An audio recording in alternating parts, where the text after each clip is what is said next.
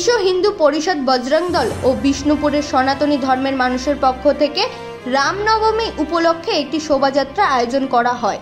Bishnupur rail station থেকে এই শোভাযাত্রা শুরু হয়। দিনভর এই শোভাযাত্রা পরিক্রমা করবে মল্লকর বিষ্ণুপুরকে। শয়ে শয়ে সনাতনী ধর্মের ধর্মাবলী মানুষেরা এই মিছিলে পা মেলান। সাধারণ মানুষের সাথে রাজপথে হাঁটেন বিষ্ণুপুর লোকসভা কেন্দ্রের বিজেপি প্রার্থী সমৃদ্ধ খা। কথা বলেন সাধারণ মানুষের সাথে। কিভাবে পালন করছেন, কোথায় কোথায় গেলেন?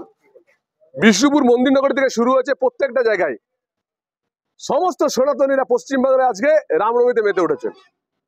সনাতনী ধর্মকে জাগিয়ে রাখতে হবে, হিন্দুত্ব রক্ষার্থে জাগিয়ে রাখতে হবে। আমি আজকে রাজনীতি করলেও আমি একজন হিন্দু, আমি সনাতনী। স্বামীজিও বলেছেন সগর্বে বলো আমি হিন্দু, আমি সেই কথাটাই বলছি।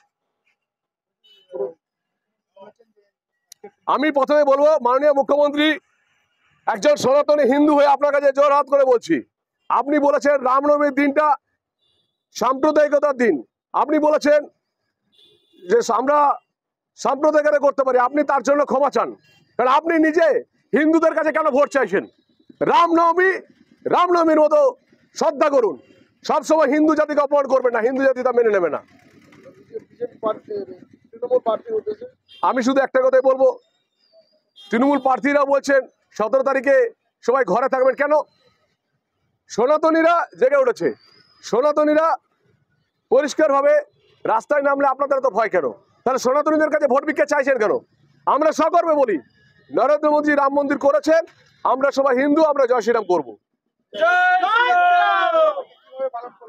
আজকের পালনটা হচ্ছে, দেখুন, মন্দির নগরী বিষ্ণুপুর, মহারাজা বীর রামবীর বিষ্ণুপুর, এই বিষ্ণুপুরের সমস্ত বিষ্ণুপুরবাসী, বিশ্ব হিন্দু পরিষদ, সংঘ পরিবার সবাই মিলে আজকে একসঙ্গে রাস্তায় নেমে রামনবমী পালন করছে। এটা একটা ঐতিহ্যপূর্ণ ব্যাপার।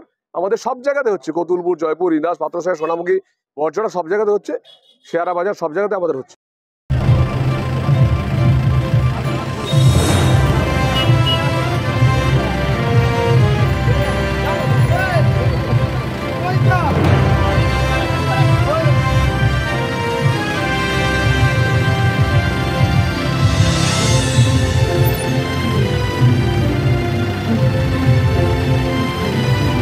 Bureau report, Royal Bangla TV. সমবায়িকা, স্বপ্ন পূরণে অঙ্গীকারবদ্ধ। সহজ উপায়ে আপনার ঘরের স্বপ্ন পূরণ করুন সমবায়িকার হাত ধরে, কিস্তিতে এবং অগ্রিম বুকিং এর মাধ্যমে। সমবায়িকা, 3 মোড়, শিলিগুড়ি। আজই কল করুন 7601829172 এই নাম্বারে। এছাড়াও কল করতে পারেন 8617037678 এই নাম্বারে।